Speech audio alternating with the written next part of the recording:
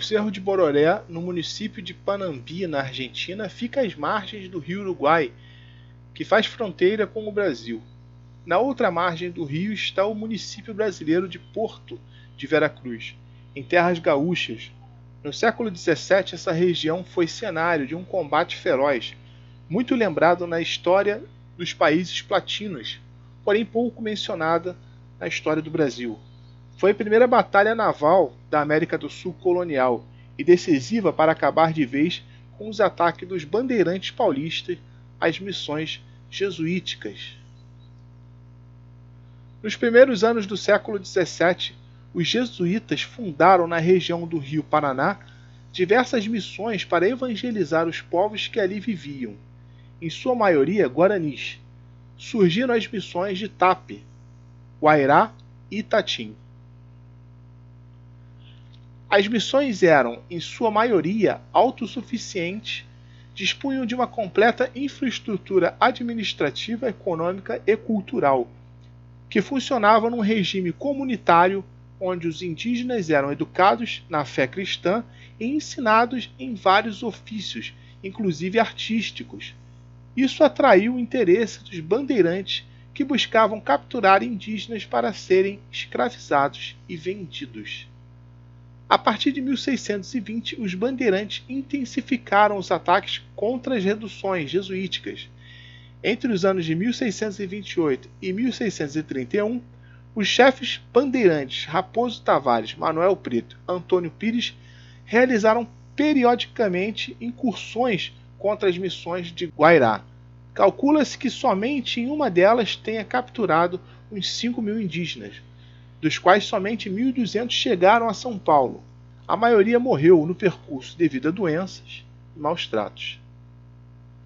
Para se protegerem, os jesuítas evacuaram desordenadamente toda a área, deixando a região de Guairá praticamente deserta. Em território da atual província de Misiones, Argentina, fundaram as missões de San Ignacio e Loreto. Os bandeirantes voltaram-se então para a missão de Itatim, atacada em 1632, e pouco depois Tapé, invadida nos anos de 1636, 1637 e 1638 por sucessivas bandeiras comandadas por Raposo Tavares.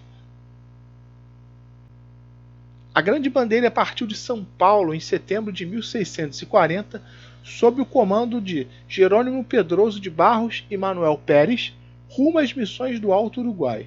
O encontro com o exército missioneiro se deu em Bororé, nas proximidades da missão de São Francisco Xavier, no Alto Uruguai.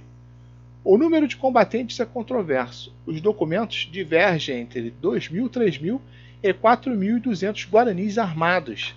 Desses, uns 300 portavam armas de fogo. Os demais usavam arcos e flechas, lanças, machados e espadas. Os bandeirantes somavam 450 a 500 homens, apoiados por 2.500, 1.500 ou 1.000 tupis flecheiros. Os jesuítas construíram armas de longo alcance, como catapultas, que arremessavam troncos em chamas e canhões, uma espécie de bambu gigante e muito resistente, revestido com couro e que permitia 4 disparos. Eles ficavam ocultos entre as árvores à margem do rio. O comando militar missioneiro ficou com os caciques Inácio, da missão de Assunção, Nicolas, da missão de Concepção, e Francisco Bairoba, da missão de São Nicolás. Índios vigias foram espalhados em vários pontos da floresta e das margens do rio para informações sobre a movimentação dos paulistas. Isso permitiu ao exército missioneiro encontrar as melhores posições para o ataque. Os bandeirantes desceram os rios em 300 canoas e muitas balsas.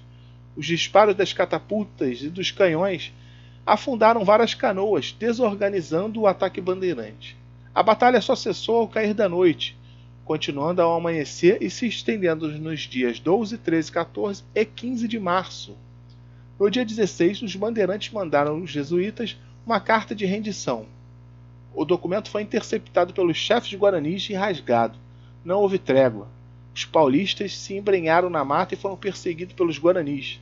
Muitos tupis abandonaram os bandeirantes e pediram refúgio aos jesuítas. Finalmente, em 18 de março, os guaranis suspenderam a perseguição. Dos milhares que compunham a bandeira paulista regressaram a São Paulo apenas 120 pessoas. Travada no Rio Uruguai, Bororé é considerada a primeira batalha naval da América do Sul colonial. Sua importância, contudo, está nos resultados geopolíticos para portugueses e espanhóis. A vitória guarani de Bororé encerrou a fase expansionista paulista na região platina. Os bandeirantes abandonaram as incursões de captura de índios do sul e partiram em busca de ouro e pedras preciosas nos territórios que hoje correspondem a Minas Gerais, Mato Grosso e Goiás. Para os jesuítas espanhóis, apesar das enormes perdas, a vitória do Bororé inaugurou um longo período de paz que assegurou o crescimento e a expansão de sua obra missioneira na região platina por mais 100 anos até a expulsão dos jesuítas em 1767.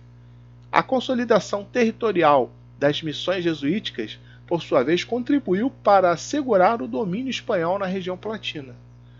O exército guarani manteve-se armado e treinado, protegendo as fronteiras, função que foi reconhecida pelo governo espanhol.